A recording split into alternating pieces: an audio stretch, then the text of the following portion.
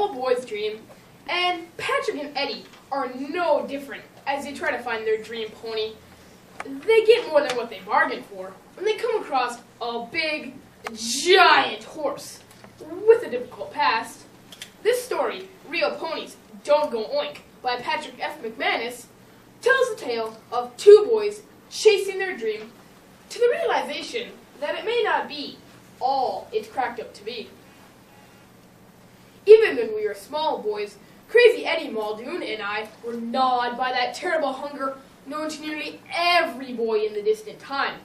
The hunger for our very own pony to ride. We dreamed the impossible dream. My family wasn't big on impossible dreams. Would you shut up about that pony? My mother roared every time I brought up the topic. Ponies cost money. You think money grows on trees? Occasionally, I would ride over our pigs by the kitchen window, hoping to shame Mom into buying me a pony. Her response didn't leave me much hope. Crazy Eddie fared scarcely better. Still, the Muldoons had an actual farm. A pony would have fit right into the Muldoon menagerie. If you stared hard enough at their pasture, you could easily imagine a pony out there. You could almost see it, in fact. And one morning, I did see it. Galloping majestically across the pasture was, forget the dumb pony, a beautiful, huge, black horse. Eddie was riding the horse. It was almost too much for me to bear. You look like a mouse riding a tall dog, I called out to him. Eddie galloped over, reined in right next to me, and glared down. He had to lean out precariously in order to see over the curve of the horse's barrel-shaped belly. You're just jealous. I bet you want to ride. Nah, I'm expecting my own pony any day now. I'll wait and ride it. If you climb up the barbed wire and stand on top of the fence post, I'll pull you up. Okay. I climbed up the fence and Eddie hauled me up behind him. The view was wonderful from up there. You could see practically forever. Our legs jutted straight out to the side. Actually, doing the splits while turning about on horseback isn't nearly as painful as it sounds. Excruciating! Yes, but scarcely more uncomfortable than that. Cowboys are tough. It turned out that old Tom, the horse, had recently been destined for fox food. He had been a bad horse, even a wicked horse, and his former owner had finally got fed up with his behavior and sent him up the road. His first week at the Muldoons, Tom was still figuratively wiping the sweat from his brow over the narrow escape from the career as fox food. You could have asked for a gentler, sweeter horse for two little boys. After a week or two, however, old Tom soon relapsed to his former nasty self. Hardly a day went by that he didn't buck us off. When we tried to get his bridle on, he would casually place a hoof on one of my feet. Then he would balance there, showing the daylight between the ground and his other three hooves. I would be yelling and thrashing about, and Tom would nonchalantly turn his head as if wondering what all ruckus was about. Old Tom would be, or Eddie would be trying to get the bridle over Tom's ears, and the horse would suddenly jerk his head up and send Eddie flying. Old Tom was wearing us out. He finally became so haughty, he didn't want to be ridden at all. Practically every day we would tread Tom from one end of the farm to the other and back again, but almost never caught him. Then Eddie came up with the idea of roping the horse when it came to get a drink from the watering trough. First, though, we needed to find a rope.